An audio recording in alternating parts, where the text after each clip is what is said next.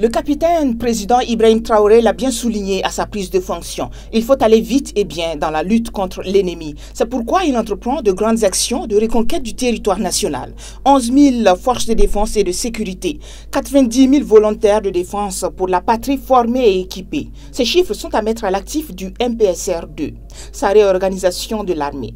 Au lieu d'une, il y a 2 régions aériennes. Les régions militaires de l'armée de terre passent de 3 à 6, pour les groupements de forces, 6.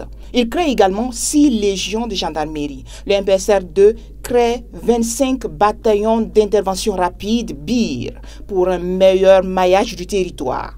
Il opérationnalise 12 groupements d'unités mobiles d'intervention GUMI, aussi les unités mobiles d'intervention UMI. Il se rapproche donc de la Russie, de la Turquie pour l'acquisition d'armements de guerre, des blindés, à l'épreuve des engins explosifs improvisés, des hélicoptères d'attaque, des armes de dernière génération, avec un point d'honneur sur les drones armés obtenus à plus de 250 milliards de francs CFA.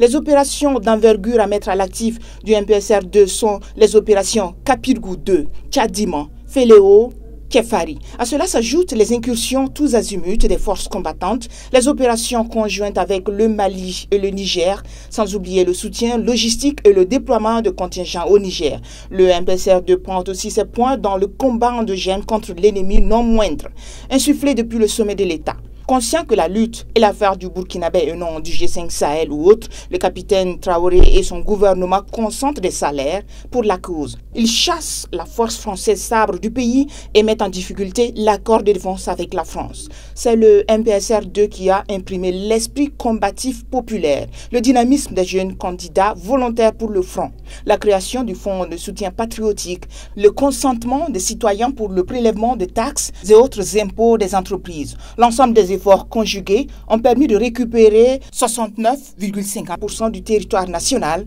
dernier chiffre en date de l'autorité compétente.